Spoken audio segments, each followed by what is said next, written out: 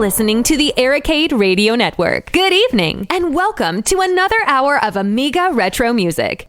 Ho, ho, ho, ho. This is the Amiga Flashback Christmas Speciality Special something. This is DJ Daemon, and we got some nice tunes that are, well, Christmas crap, I guess, or maybe Christmas bullcrap. And yeah, we'll be talking about the CDTV, Forndata, and CD32.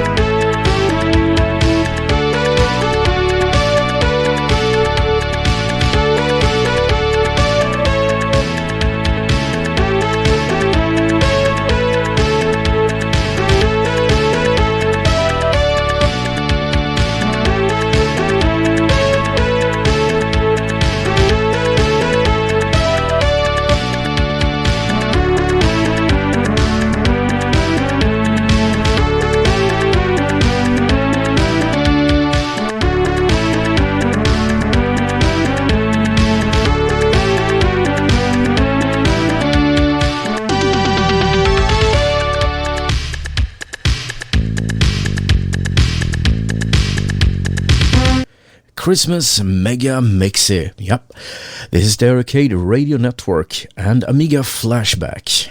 Well, we are soon going to talk a little bit about Forndata, that as I am speaking right now is still underway.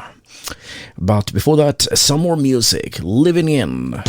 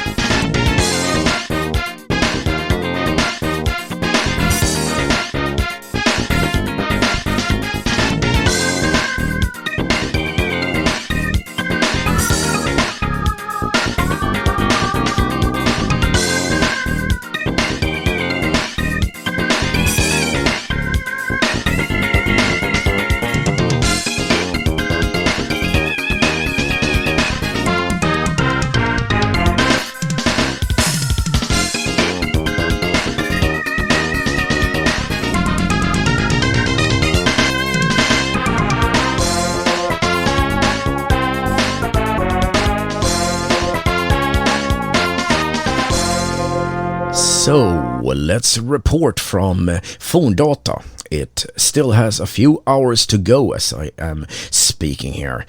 Then it will close its doors. Well, the whole show started at, 5 p.m. here in Swedish time, and it went off without a hitch. They were on time and everything seemed nice. But technical problem arose pretty fast. They had to fight a little bit with the technology to get John Hartel or Chucky into the interview. But it worked, and we got an interesting story from a guy who is kinda like a legendary here in Sweden. He is a very extraordinary wizard with electronics and building accelerators and CPU expansions and all that kind of stuff. He told us some stories about his technical challenges, but also the challenges that are more social when you're building stuff for a community such as this. Right, I really liked that. It was cool. And one thing I gotta say, I have never seen him before, and he did not look anything like I had expected him to. So that's it. Then we went into Amiga Christmas and non-Christmas demos, and of course 64 Ditto. Very great. Some of them we've seen before and some were, well, new to me at least. One cool little thing is there is a group called Mecha Design that I personally did not know the people there, but they knew about the demo group I was a part of. So there is actually a greeting to Eternal from Mecha Design. I didn't know this, so it was like mind blown or something. Well, a few hours to go and more interesting stuff coming up there. So we have to talk a little bit about, maybe next Amiga Flashback or something.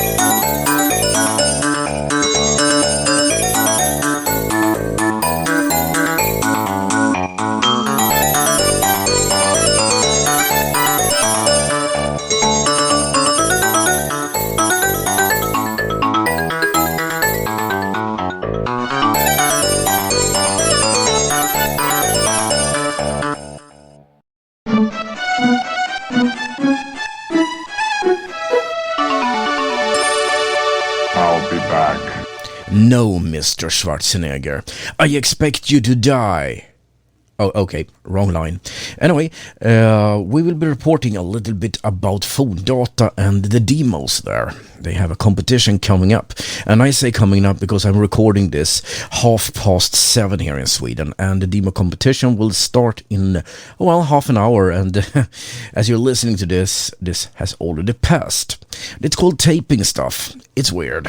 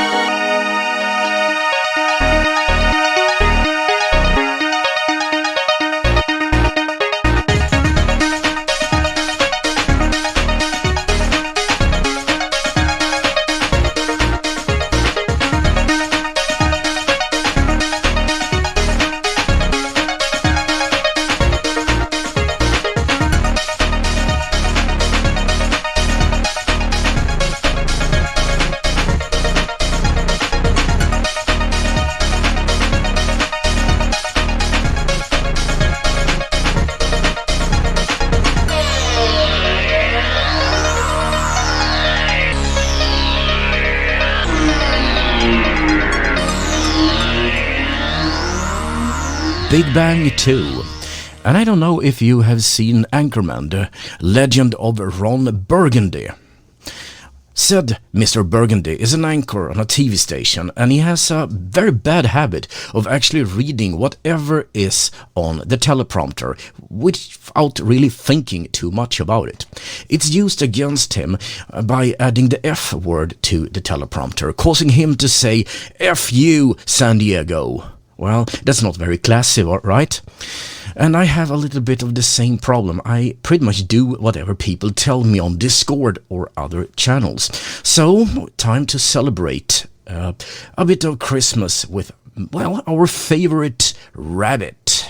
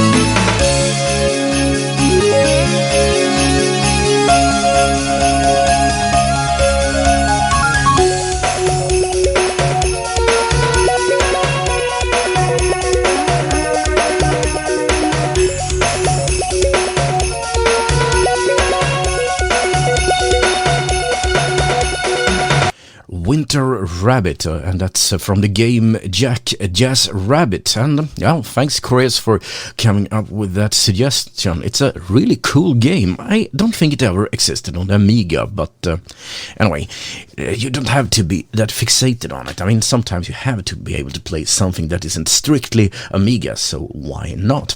Well, what can I say? I'm watching and listening to the Forndata music competition here, and the first music I heard here seemed to have misspelled Santa. I'm pretty sure it's not supposed to be spelled Satan.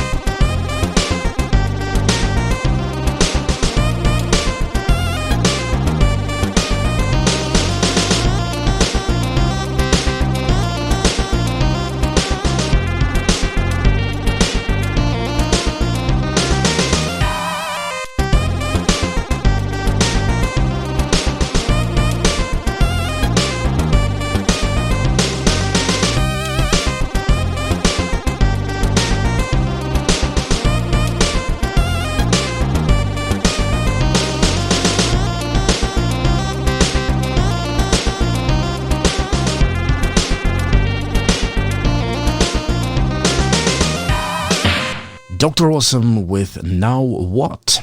And the next song, when I was researching it, I wondered what is go to 80? I kind of remember there was a command for, or a program for the C64 that could switch you into 80 column mode. But it turns out that was really the wrong answer. Go to 80 is Anders Karlsson, a Swedish artist. And, well, Christmas tunes is in right now, isn't it? So it's called Christmas.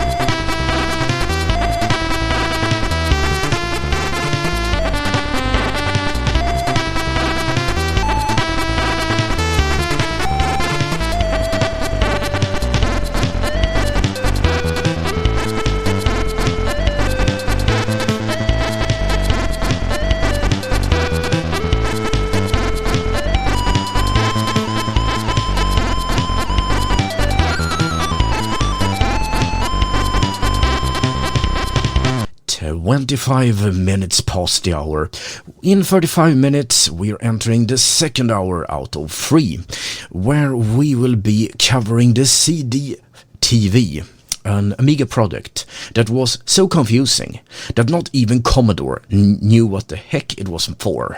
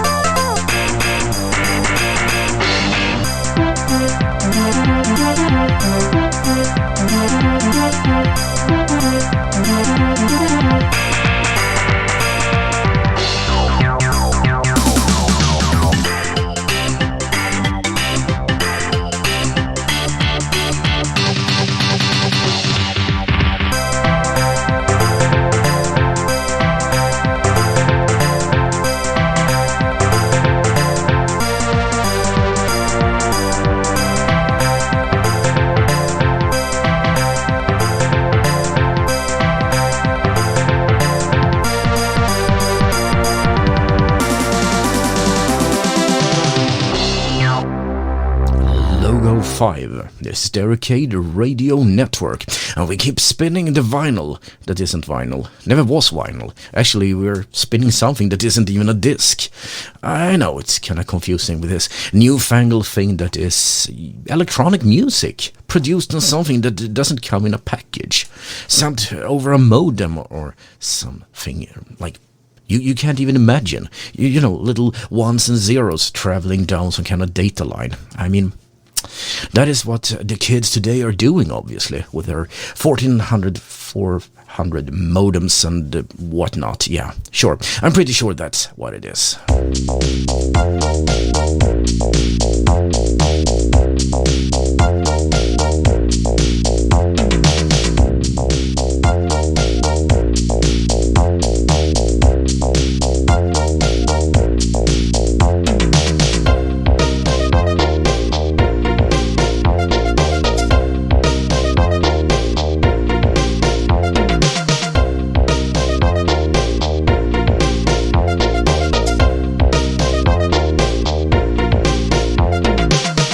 if there's a pattern here, it seems to be that all those songs are super short.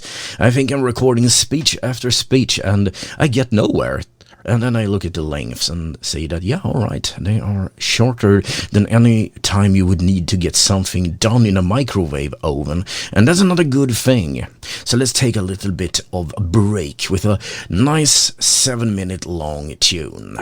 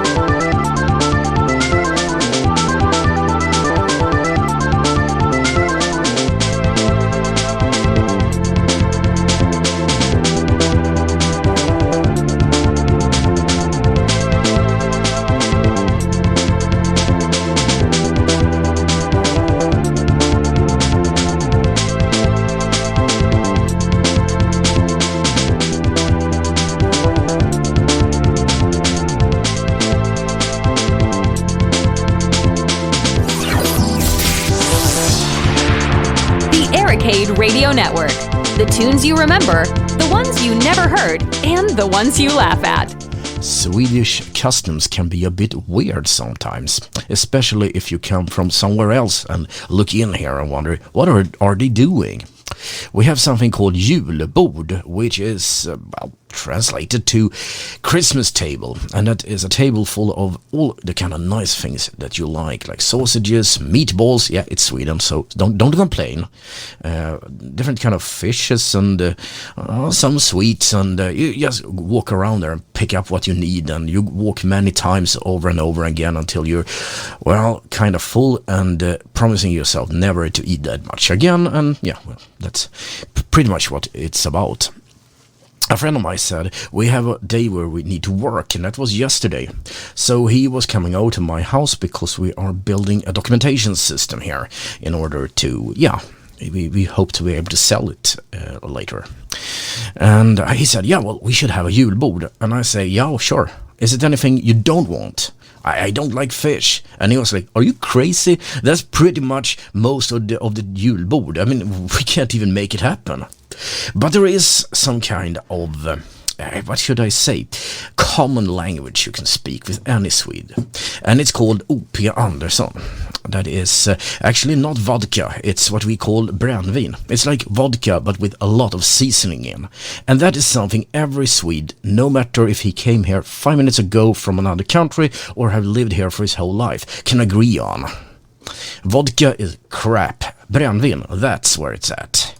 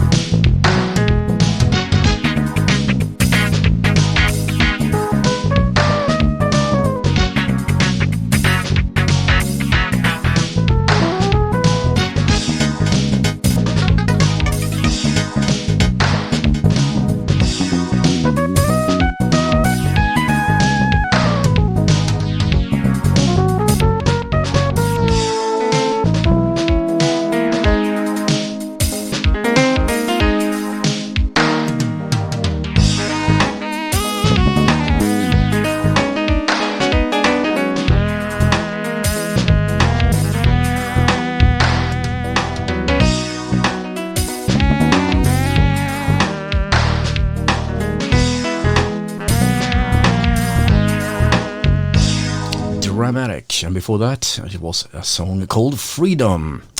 We're going on here with LEMONETR, I think it's called. Yeah, it's not that old 60s song if that's what you're thinking about. Well, seems like Forndata is going on with new C64 tunes. I'm gonna just zone out a bit and check them out.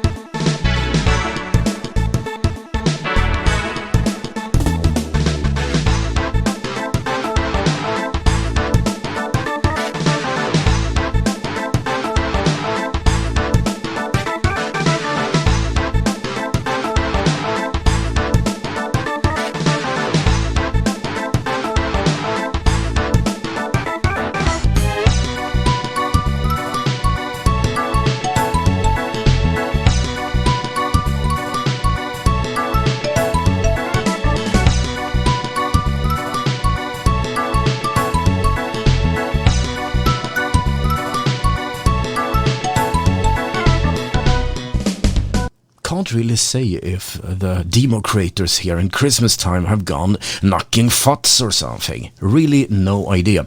But I just heard a demo here playing I Saw Santa Claus Kissing Mom. I mean, come on. Do we need that? I mean, it's like that grandma got hit by a reindeer. I mean, do we really need that kind of audio pollution in our, well, headphones? I think not, actually. Yeah, well, at least it's not a Hare. No, sorry, it's not a Wham with Last Christmas. Because if that happens, I will cut the power to the whole building.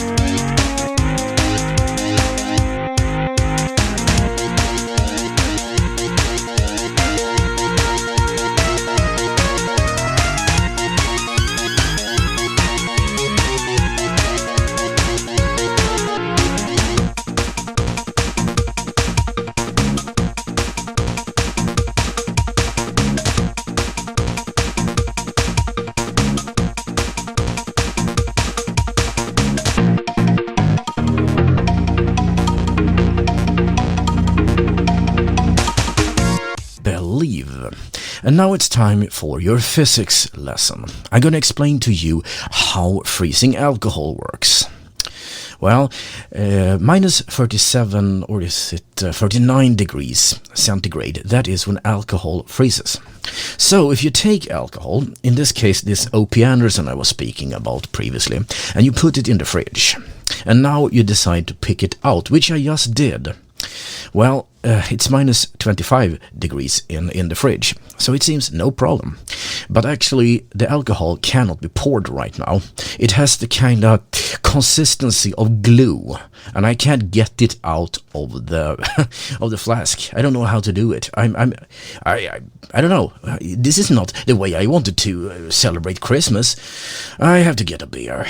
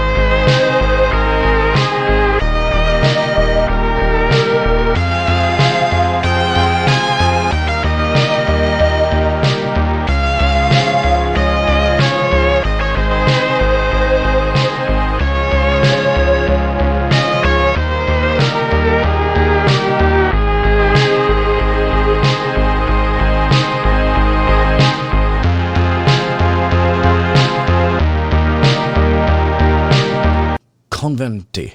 I think that's convention or something. Again, those screwed up file names. More Christmas music coming up right now. We're leaving the first hour, and when I look at the screen here, it seems to be the Royal Belgian Beer Squadron. Yeah, that's the name of the demo group that is playing a demo here. RBBS, it's what they call themselves. It's fun to see that in this day and age, the old retro, well, computer scene is still so much alive. It's weird to see. This is a Commodore 64 playing something, and it says 2020 on the year, not like 1987 as you probably thought it was gonna be. When I was young, I never really understood how in like 30 or 45 years later I would be still watching Commodore 64 demos. But you know, the retro market, it will never die.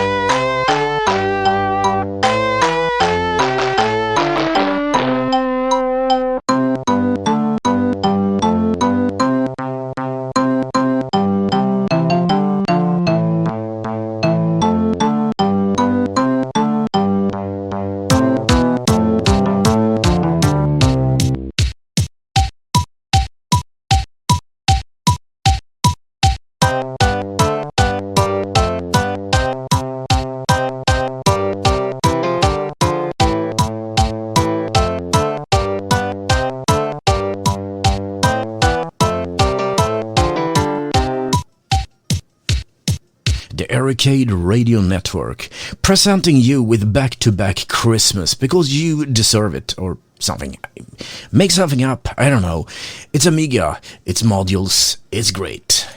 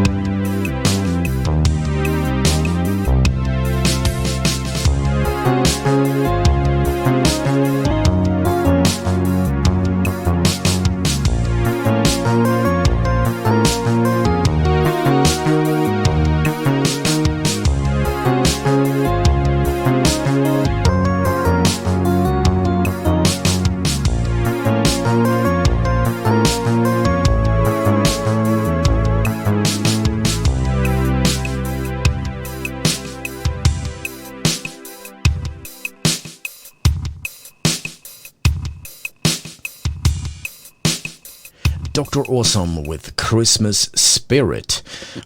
You can say it's more like a retro spirit, perhaps. I don't know.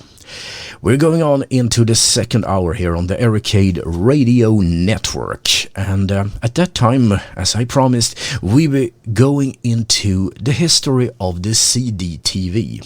One of Commodore's last failures. The one that may have started the tipping point that would be the beginning to the end. And that was before the infamous A600.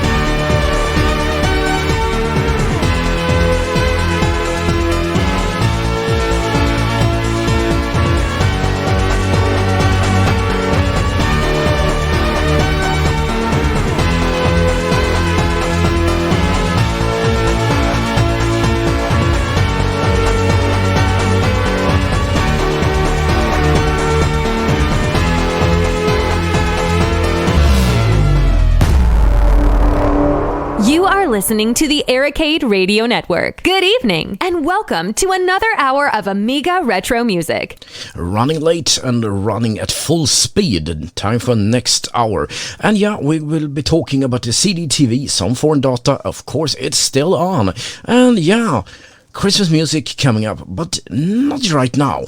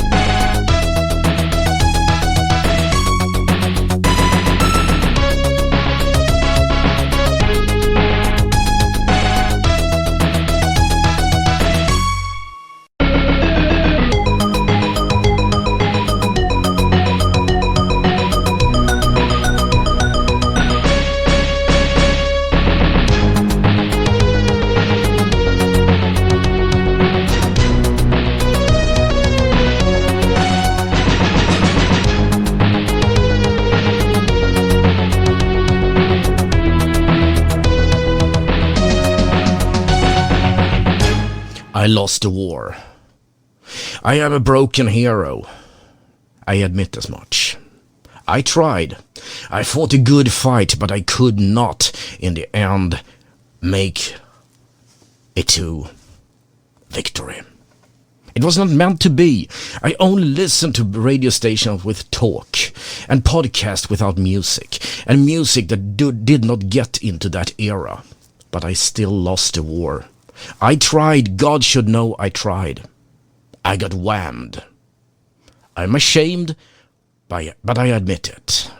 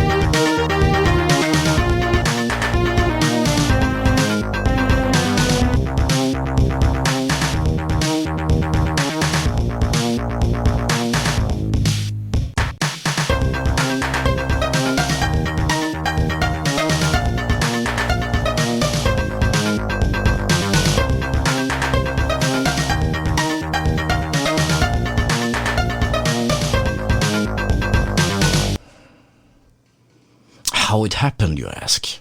Alright, I will tell you. It was Forndata. A Commodore 64 would never do such a thing to me, but it did. I don't know how to say it. The pain is grievous. But the truth is, a demo played that bloody song with a 64 SID chip. the ultimate stab in the back. Last Christmas. Screw you, Wham!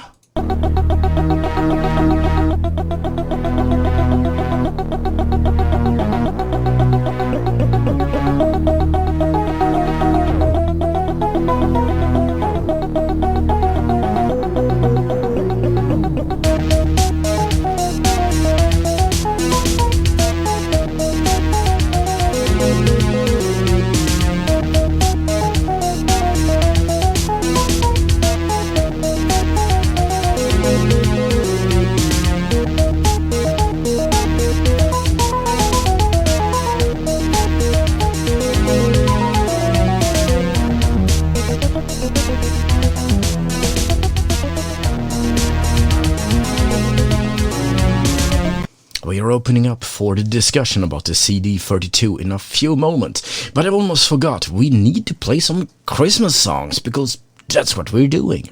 This is Christmas number 99, that's more than Mambo number 5. Santa Claus comes tonight. No more days to count, but the even longer wait begins. The suspense of having to wait from bedtime till morning. Yes, kids all over the world say their prayers and go to sleep, knowing that when they wake up, the little fat man with the long white beard will have stopped by their houses and left the answer to a wish from the most wonderful, magical sack there ever was. It is important to remember the true meaning of Christmas. It is important to remember the true meaning of Christmas. It is important to remember the true meaning of Christmas. It is important to remember the true meaning of Christmas. It is important to remember the true meaning of Christmas. It is important to remember the true meaning of Christmas. It is important to remember the true meaning of Christmas. It is important to remember the true meaning of Christmas. It is important to remember the true meaning of Christmas. It is important to remember the true meaning of Christmas. It is important to remember the true meaning of Christmas. It is important to remember the true meaning of Christmas. It is important to remember the true meaning of Christmas. It is important to remember the true meaning of Christmas. It is important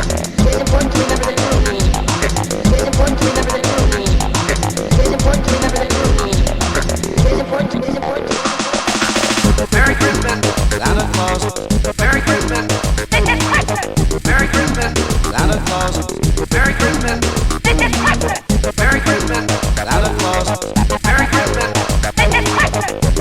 Christmas, Santa Claus. Merry Christmas, Merry Christmas, Santa Claus. Merry Christmas, Merry Christmas, Santa Claus. Merry Christmas, Merry Christmas, Santa Claus. Merry Christmas.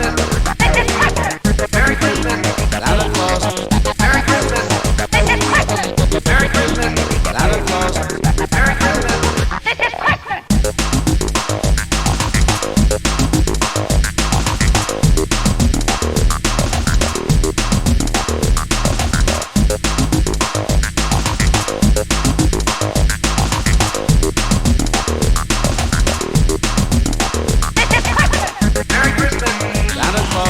Merry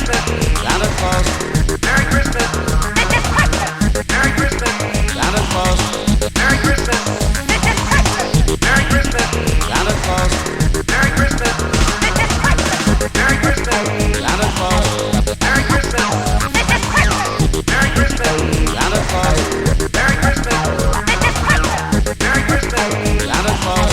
Merry Christmas, Merry Christmas, Santa Claus. Merry Christmas. Oh, the weather outside is frightful, but the fire is so delightful. And since we've no place to go, let it snow, let it snow, let it snow. Oh, the weather outside is frightful, but the fire is so delightful. And since we've no place to go, let it snow, let it snow, let it snow. Oh, the weather outside is frightful, but the fire is so delightful. And since we've no place to go, let it snow, let it snow, let it snow. Oh, the weather outside is frightful, but the fire is so delightful. And since we've no place to go, let it snow, let it snow, let it snow. Picture yourself a failure in name, in color, in pretty much shape and everything. I give you nothing more and nothing less than the CDTV. And I know you might think that the CDTV is simply compact disc TV. Well, if it could do that, Commodore might have actually gotten away with it. The CDTV which Commodore defined as the Commodore Dynamic Total Vision, which means nothing, was simply an Amiga 500 with a CD-ROM that was meant to be that computer that did pretty much everything except being a computer. The reason why they couldn't call it a compact disc TV was that it was underpowered and could just not play full motion video, which is kind of what you think about when you talk about, CDTV. Instead, they said it should do something. It should be a game machine, or maybe it should be able to put up a dictionary of some kind. You just look up everything you need to know in life and it will tell you. It doesn't come with the text "don't panic" on the outside. But maybe Commodore should have panicked, because the whole thing was a machine without a purpose, without a plan, and without, it turned out, a future.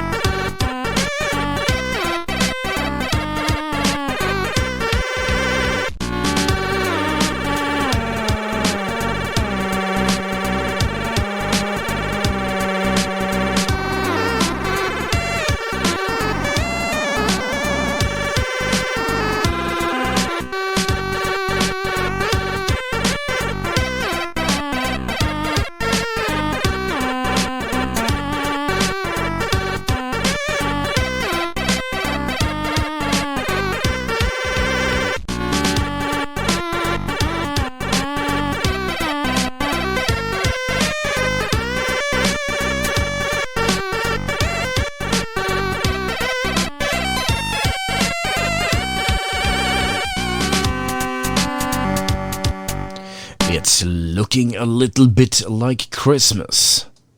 Not much though, because the corona makes everyone stay at home and bunker down, looking outside the windows and wondering, wouldn't it be better with a mushroom cloud? That is at least an apocalypse that you can relate to.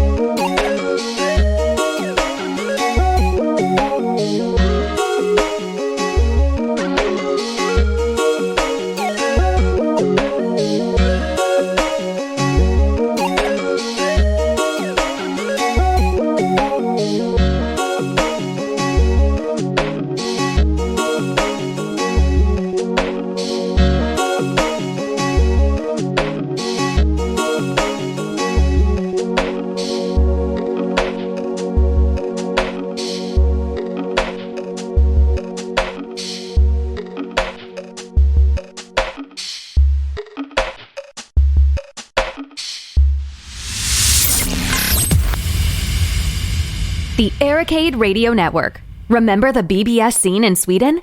Go to the.ericade.net to read the histories. They are in the Swedish language. Yeah, all right. All right, fine. Let's talk a little bit about the CDTV. I'm going to split it up between the hardware, the software, and what really did happen. First of all, you should know something about the CDTV. When I started out, I said, yeah, I remember that. It was that failure they did in 1990. The time when Commodore was really not in a good shape, but still had the chance to recover. But that turned out not to be true. Actually, the CDTV, it was presented in 1991 in March in the Consumer Electronics Show in Las Vegas. 1991!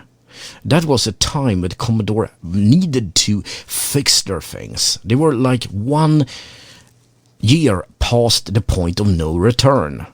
The PC did VGA. And the Amiga did better than EGA, but not much. Back in 1987, the Amiga could never... 1987, the Amiga could not be beat. It was almost as good as VGA, but with a fraction of the price tag, and the VGA was not ready yet. But in 1991, the PC was taking off, and Commodore did start up with some really shitty specs, if I may say so. It was an Amiga 500 with a CD-ROM that was 1 time speed, which meant that it was slow, like morass. It was yesterday's technology at tomorrow's price. Yeah, you're seeing what this is going to be like.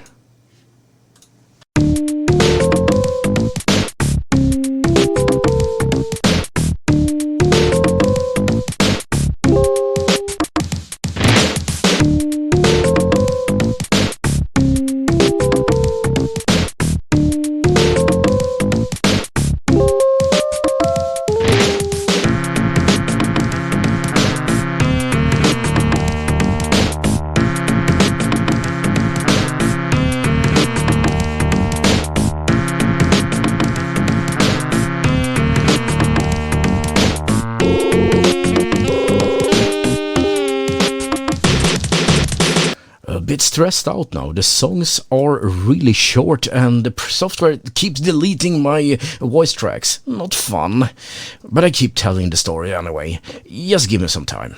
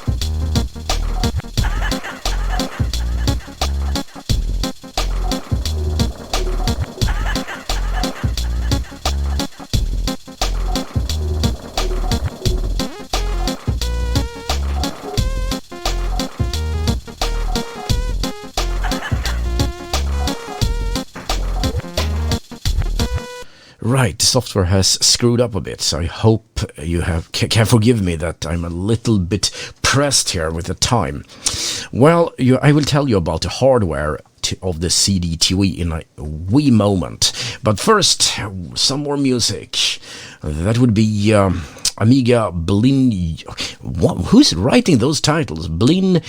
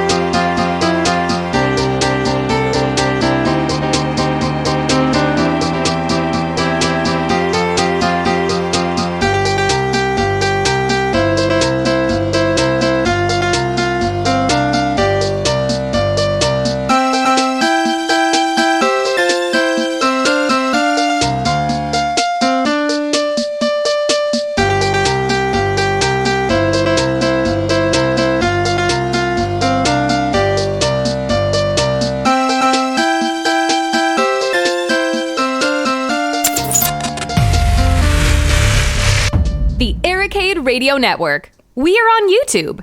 Righty-ho, back on track. Let's talk about the hardware of the CDTV. Yeah, that was quite a thing. It was 1987 technology, okay? And when I started researching this, I believed that it was released in 1990, which is a little bit too late. That's 3 years. And back in the 80s, 3 years was the difference between hardware and very advanced hardware, which looked like alien. I mean, just think about it. 1982, C64, 1985, Amiga, first one, 1987, Amiga 500. They are so different in what they can do. So 1990, Amiga was kinda hard-pressed to keep up with the PC, which was getting better and better and better.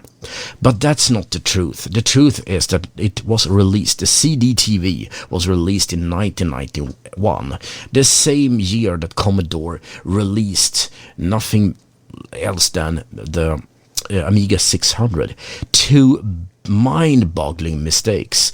Old hardware, the Amiga 500 with a CDTV and some upgrades. That was what the CDTV hardware-wise were. And they had no idea what it was meant to do. I hope I haven't said this before because I lost some of the tracks. Thank you, Play It Live. The Amiga 500... yeah, okay, it was old stale technology, but it couldn't even do FMV or full motion video. And that is the reason why the CDTV wasn't called compact disc TV, and instead had that weird name that was Commodore Dynamic Total Vision, okay? So, what can I say? It's not a good thing. And with the hardware not being able to show moving videos, yeah, they had to redefine the whole concept. It was a set-top box that you put on your TV. It was a CD player that can barely play CDs because it was a one-time speed, the slowest player that you could get for money. And to make things worse, if you put the CD player on your TV, you will probably not be able to connect it to your hi-fi. So it was on the wrong place with the wrong premises, and everything was just not set up well. But you might say, what about the software? Well, let's talk about that.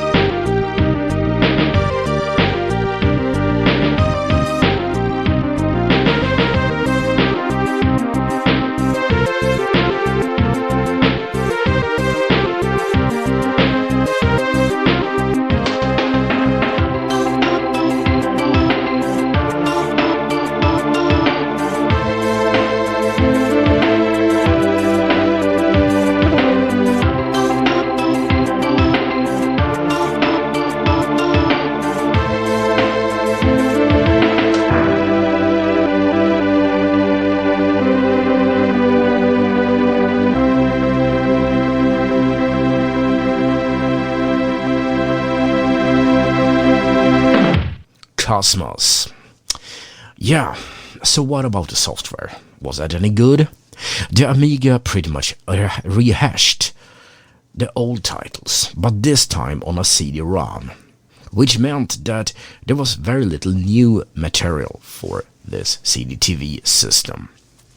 Some, I guess, but Commodore was hard-pressed to find exactly what it needed to breathe a new life into the new machine. So you got the same old games, and we're going to talk about the CD for too, so remember what I'm saying, because this problem comes back a few years later. Well, okay, there's one game that was made specifically for the CDTV, and it is a laugh fest. It's probably one of the funniest games I've ever seen. Never had it, but I saw it on YouTube, and it's crazy. It is some kind of adventure, puzzler, what have you. You land in... Oh, yeah, land. It's a train that seems to have wings or whatever. You land in a western town. And if you choose not to continue the game, which it allows you to do, your last point of return, trying to get out of the nightmare that's about to happen, then the train flies away, and that's after you kick a child in the head. That is a weird game, but if you choose to elect to play the game, poor you get off, and not in a good way. Instead, you're walking around in a western town, on a horse without a name. Jeez, I don't know. But you could walk into a saloon and you can seduce a prostitute. You can walk around trying to steal a horse, and if you do, the horse will kick you to death. And you're chasing some bad guy. Really, the plot isn't that important, but a split-second wrong decision, you die, and you have to restart. That becomes tedious pretty fast. And eventually you solve the mystery, but by this time nobody really cares anymore. It seems like it was drawn in, paintbrush for Windows. And that's quite a trick given the fact that paintbrush hardly existed back then. It's the shittiest graphics that have any excuse to be. But it wants to be full motion video on a machine, as I said, that cannot handle it. So what can you do? You do some really crappy animations. Like, GIF anims are wonders. I'd rather look at those than this game. It is a horror. It took until many years later with Kung Fu. I will talk about that before it was bested of being the worst thing that ever happened to the game industry. By that you do understand that the CDTV was doomed.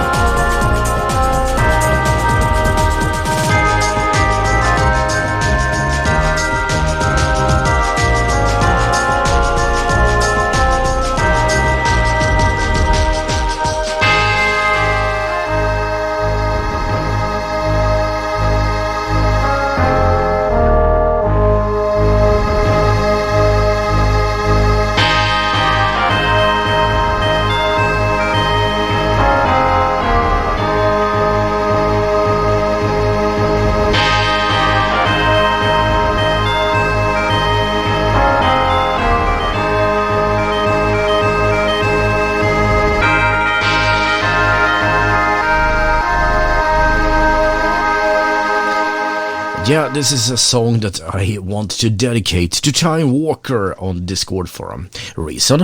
Well, he was the one who thought it was fun that one of the songs were called Bullcrap, Christmas Bullcrap. And I agree, it is funny. And now you heard it, that was Christmas Bullcrap. Alright, thanks for listening, guys. I really love the fact that you keep coming with the comments and stuff on Discord. I mean, it makes it much more funny that way. So all of you keep listening. Anyway, we are almost done with the CDTV. And the world was almost done with the CDTV pretty soon after it launched. Okay, so you want software. The games are not much to go by. What about productivity? Let's take a little bit of a theoretical lesson in stupidity, Commodore style. Assume that you're sitting in your living room with your girlfriend. And you just happen to wonder, Uruguay, how many people live there? Chief says, yeah, I'm gonna check it out. You say, I will beat you to it. So you take your CDTV, connect it to your TV, start everything up, boot on the CD-ROM that have the dictionary that Commodore said this is the future of everything. After 5 minutes booting, clicking on icons, running around, and now you should remember the CDTV, unless you bought it, had no keyboard. So you had to kind of write in Uruguay with some other input method, and not as sophisticated as a normal smartphone. Okay? After 5 minutes, yeah, well, you had the answer, and your girlfriend looked at you and say, yeah, it took me 30 seconds to go into the library, that is, the bookshelf, open up the dictionary and look it up. Well, sorry, Commodore, that did not work out well for you.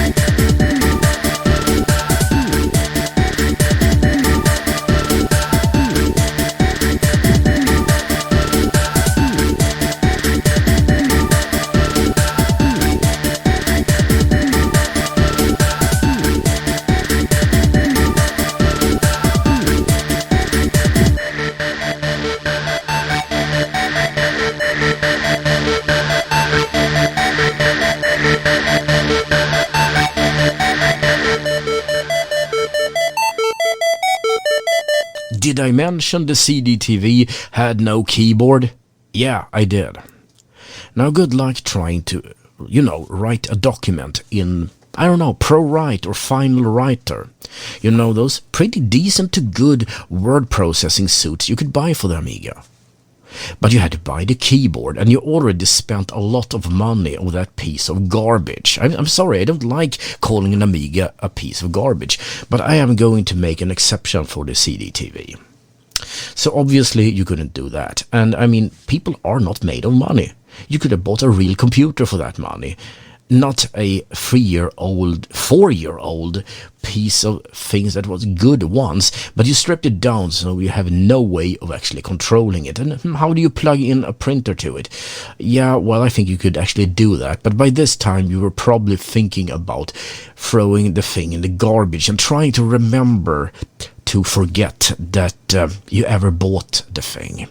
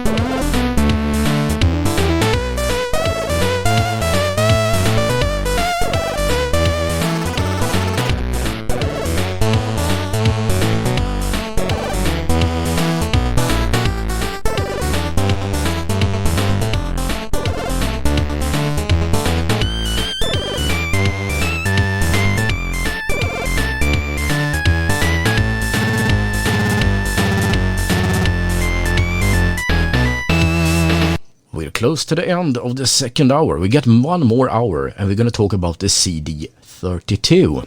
That's a second try from Commodore to actually build a gaming console. I would say the CDTV, somewhere they must have thought it's a gaming console, maybe. So you do understand, if Commodore doesn't know what they're building, it's hard to say if the CD32 was the first or the second gaming console they ever built. But I'm gonna go out with it's the second one, and it was a much better thing. Hardware-wise, it was super cool, and it was released in a time where it really could have made a difference. But the question, of course, being is, did it? Yeah, we're going to talk about that.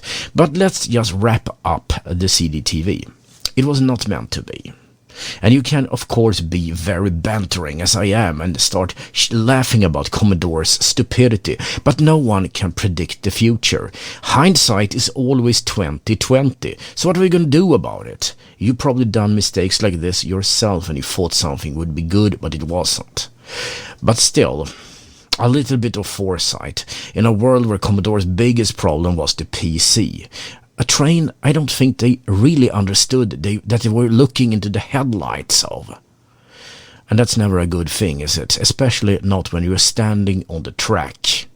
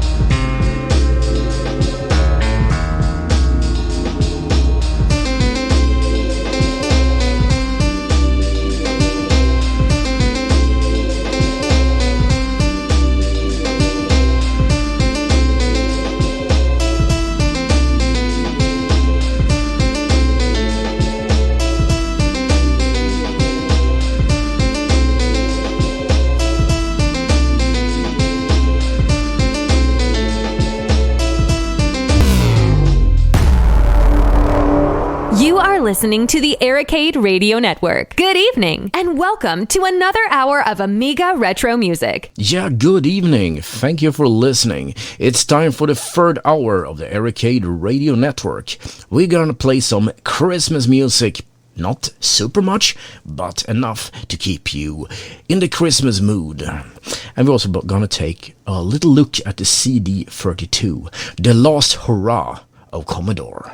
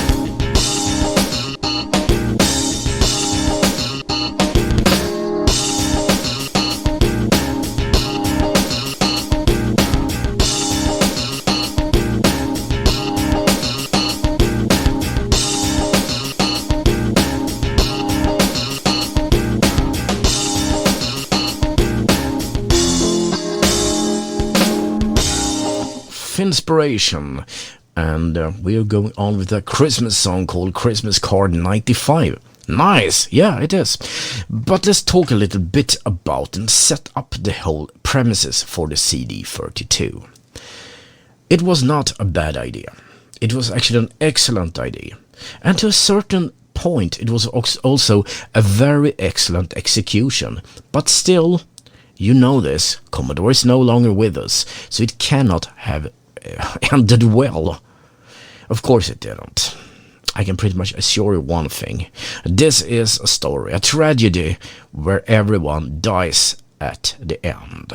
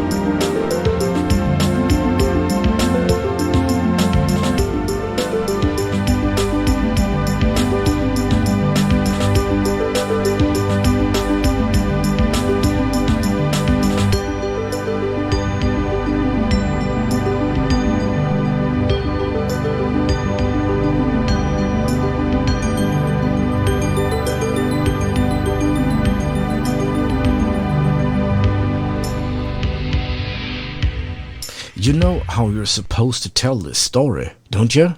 Alright. The year was 1993. And then some kind of bombastic music, some brown notes that's gonna get your mood into some kind of sad and shaken state. But I can't do no such thing. Instead, let's take it a bit more straight-laced. In 1993, well, things were looking grim. Commodore was really not in a good situation. The tipping point, as I stated earlier, must have been somewhere around 1991. The CDTV and Amiga 600 had made insurmountable damage to Commodore's reputation and also to their financial status. They were hemorrhaging money, but things were looking better. In the second half of 1993, they had another plan. It was a CD32, the first, according to them, 32-bit gaming console. The competing consoles were still a few months away from releasing, and it was a power vacuum. If the CD32 were to be successful, you could count on people rushing to get the new thing. Commodore was well positioned to make a difference. And what was the hardware they had for the CD32? Well, the venerable Amiga 1200, getting a bit older, but still for a console, and you know that consoles are generally weaker in hardware, it was very well prepared for it. It had the specs, the graphics, the capabilities to deal with being a modern games machine, basically. So when it came out in September 1993, it was equipped with a 2-time, faster than that is, CD-ROM, and basically a cut-down 1200. But it had one trick up its sleeve, the Akiko chip, their little magic secret sauce. Well, some music while you ponder on what that could have been.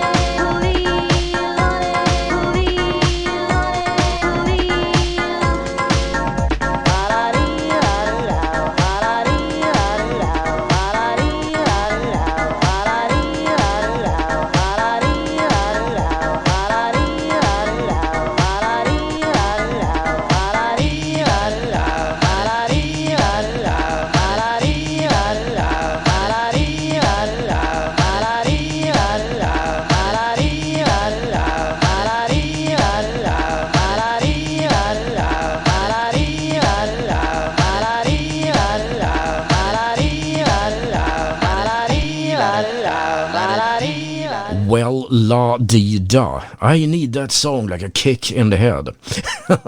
Okay, I should stop being so, I don't know, no, pessimistic and stuff. But we're talking about Commodore, so it's easy to become like that. So all right. Everything was set up. Everything was ready for the big time. And what about Akiko then? Well, Denise was the fine little ship that made it all happen in the old days. The graphics chip that made the Amiga basically. The Akiko implemented the AGA chipset, the same chipset that was used in the Amiga 1200, but with a twist.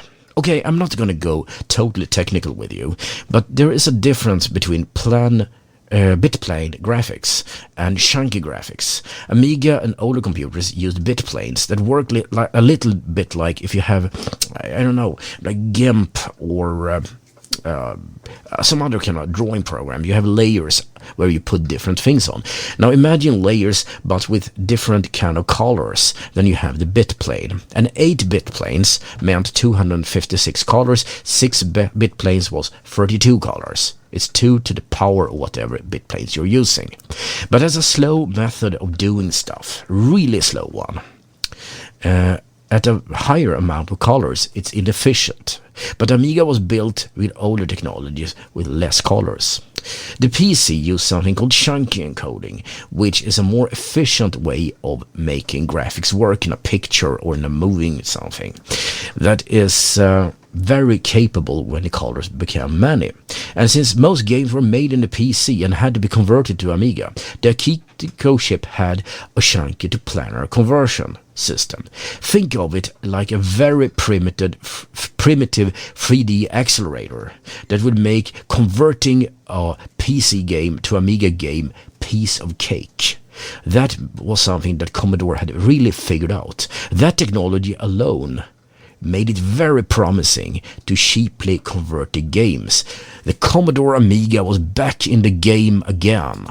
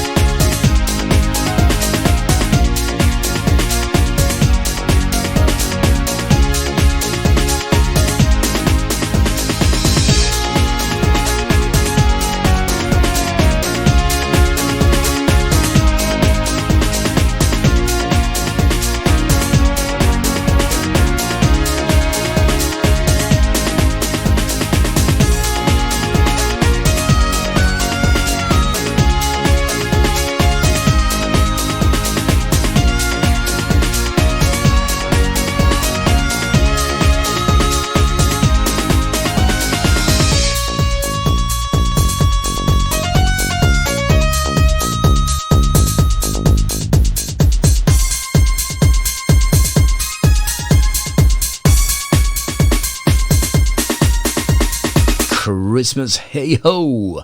Alright, let's try to take this from a less technical standpoint. But you do understand, everything was set up so well. Commodore had the chance, and in September they really released the machine. But it was super expensive in a way that really shook people. But people rushed to it anyway. It sold exceptionally well in Great Britain, for example. And here in Europe, I would say 3 countries stand out as the Amiga countries par preference. That would be Sweden, yes, Germany, and they were crazy about their Amigas, and Great Britain. So everything was fine. But they never sold one single unit in United States. So it was kinda a bit of a Pyrrhic victory here. But they were soldiering on. Well, we're going to talk about the software, and that's where it becomes very painful. But let's talk about the hardware. Okay, it was very well it was very good hardware specs, as I said. The other units could not compete, or were at least as good as the CD32. But Commodore did run into problems and ended up, for reasons I don't have time to go into, not being able to release enough units. The sales therefore dwindled because, there was a shortage. And as you probably know, if you can't meet up with the Christmas sales, you're done for. And Christmas 1993, the CD32 more or less went off the market. Commodore, on the other hand, went into 1994 having pretty much solved their economic problems. The deficits were by and large eradicated, or at least under control, and the whole deficit situation were gone. It's a great situation, except the problem: they had nothing to sell.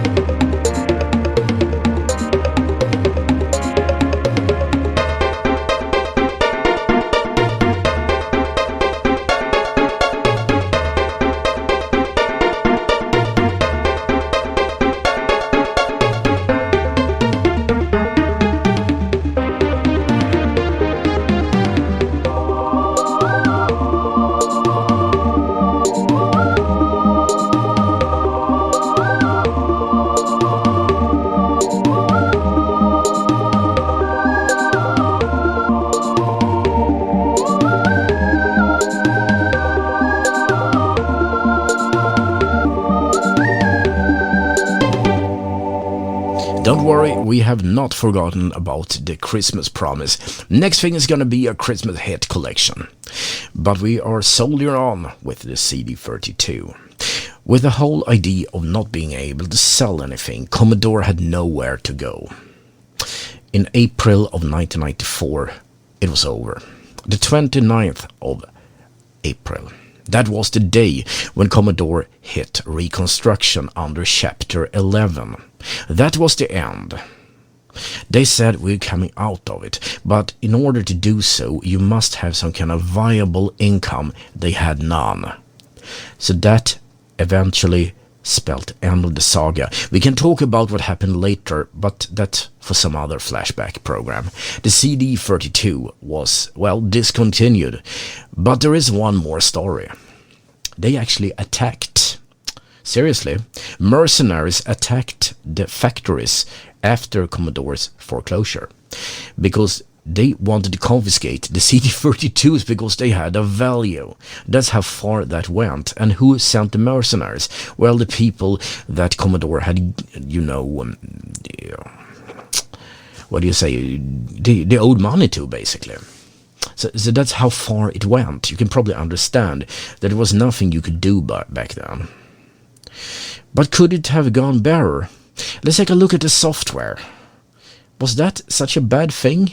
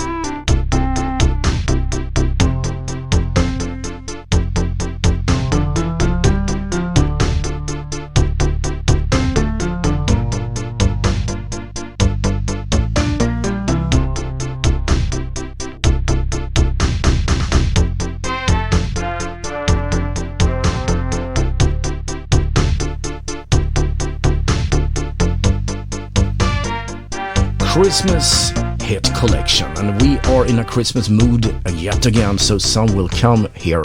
And yeah, we will never talk about Christmas again after this one. Until next, well, year at the same time, because that's how we do it, okay? That's how we always do it. So the games. Yeah, Commodore could have done great strides in instilling confidence, but they did the quite opposite. They gave different stories to different game developer studios on how the product would work and how they would go about selling the stuff. Plus, Commodore, everybody knew this, was pretty close to bankruptcy. That meant that the companies, the game studios, did safe bet the whole thing. They took old games, put new intros on them, and new music, and sold them as new. This meant pretty much that they repeated the mistake that were made with the CDTV. This also means another thing. Whatever games that were new would have to bear the load of the whole operation, and that was not meant to happen, because one of the most famous games that Commodore did put out was a beat-em-up game. I don't even remember its name. That happened to be just such a shitty game that there were many more good games that Commodore could have chosen, but they put that on as the game they bundled with the console. That was a really serious mistake. And a very highly anticipated game was a robot beat-em-up and creation game, which had superb graphics for the time, really utilizing the Amiga hardware, but it also turned out to be a crappy game. And yeah, well, that pretty much sealed the fate of the CD32, the hardware that could and the software that didn't.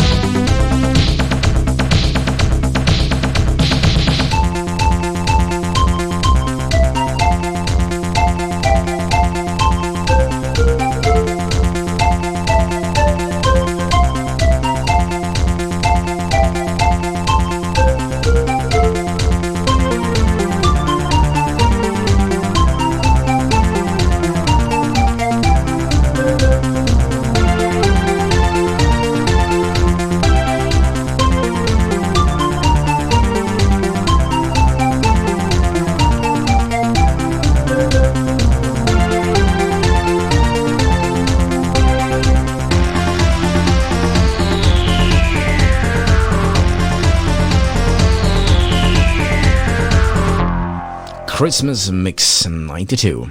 We're going to enter a Christmas orgy. Yeah, that's the name of it.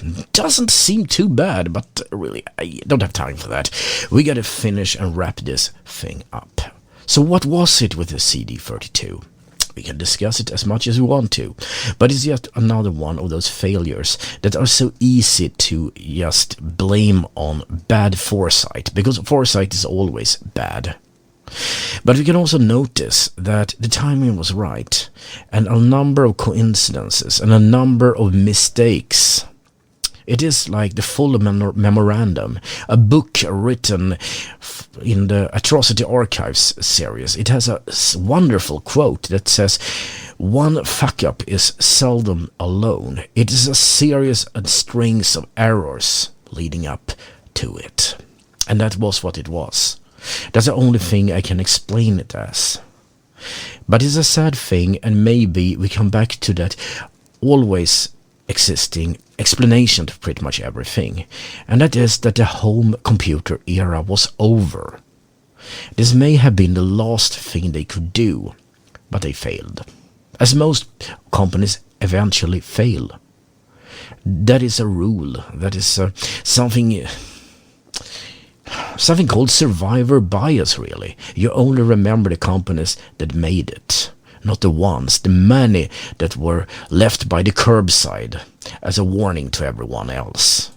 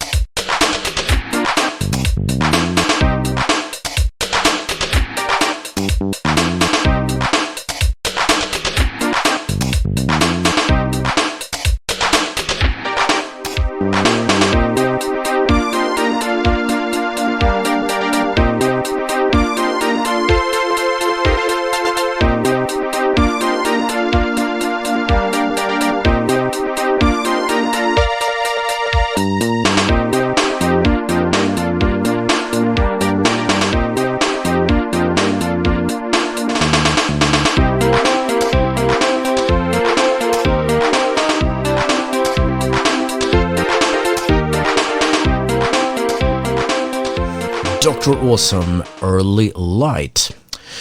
Okay, so let's end that thing for good now. No more speaking about Commodore. Let's remember the good things, the Amiga tunes that we still have around us. And of course the whole retro thing, which encompasses stuff like gaming consoles, PCs, Macintoshes, old ancient IBM PCs, the Amiga of course, Atari, C64, Sinclair Spectrum. We have played games since the late 50s. One of the first games ever released that I know of was made on an oscilloscope. Seriously. I mean, it is a grand tradition, really, and it will continue long. The latest game I got my hands on is Cyberpunk 2077, and when I look at it, it's amazing, the whole journey that we've gone through. The ERICADE Radio Network. Best enjoyed in the glow of your modem's lights.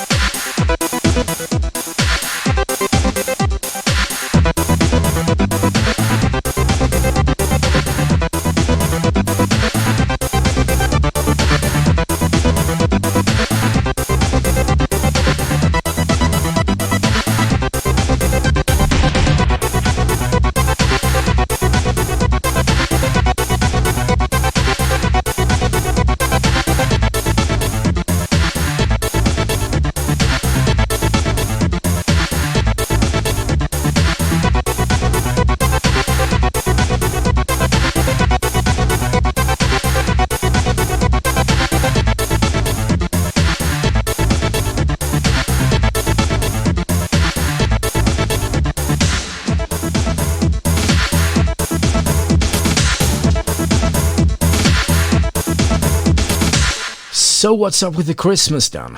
Are we going to leave ERICADE Radio Network basically pumping air?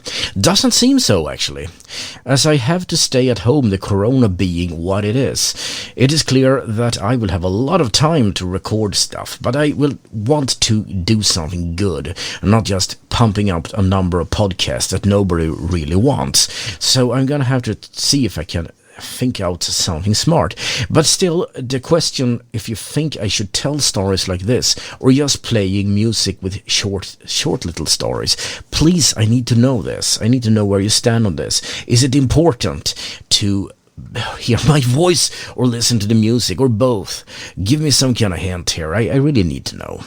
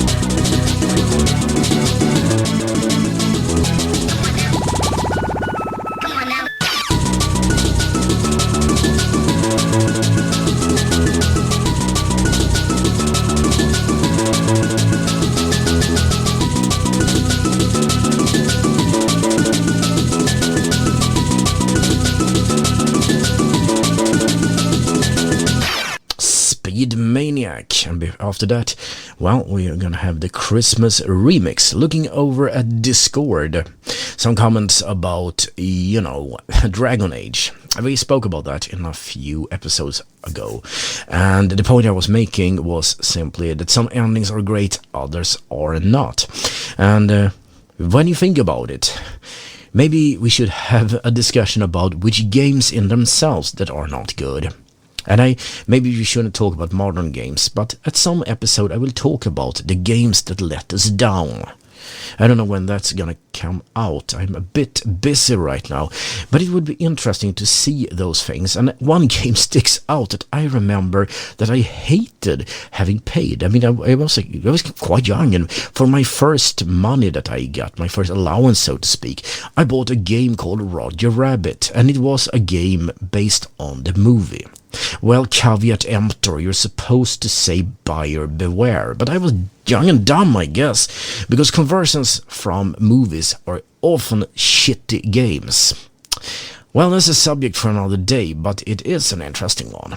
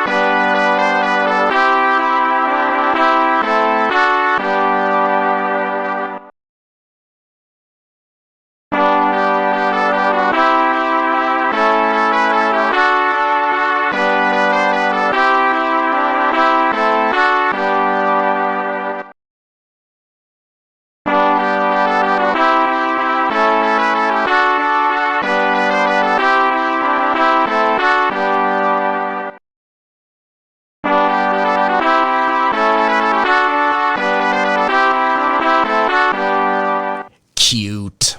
Well, that was the last Christmas tune I have. I burned through all of them. And in a nick of time, because...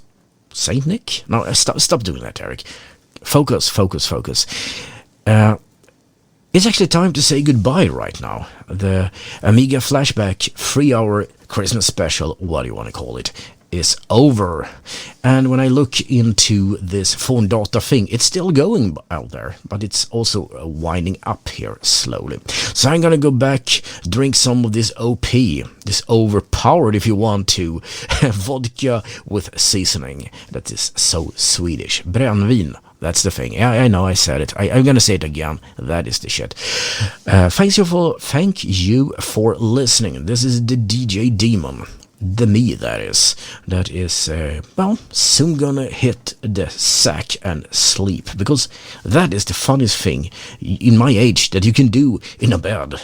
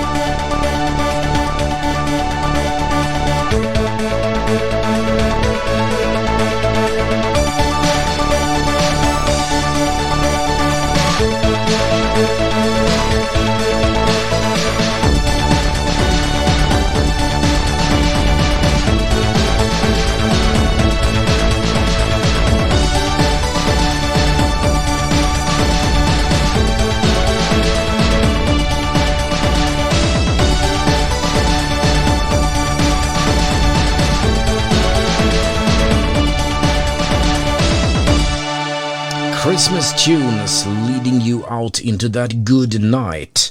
Don't walk into the light. But otherwise, yeah, stay safe out there. Corona is making a third, second, fourth, whatever comeback. So you might want to be a bit careful out there, because death is something you just catch once. And remember, we are available on radio.ericade.net. Support this station if you like it. No, you don't have to pay me anything, but keep forwarding the message. Tell your friends that, hey, listen to this, because it helps. Bye-bye now.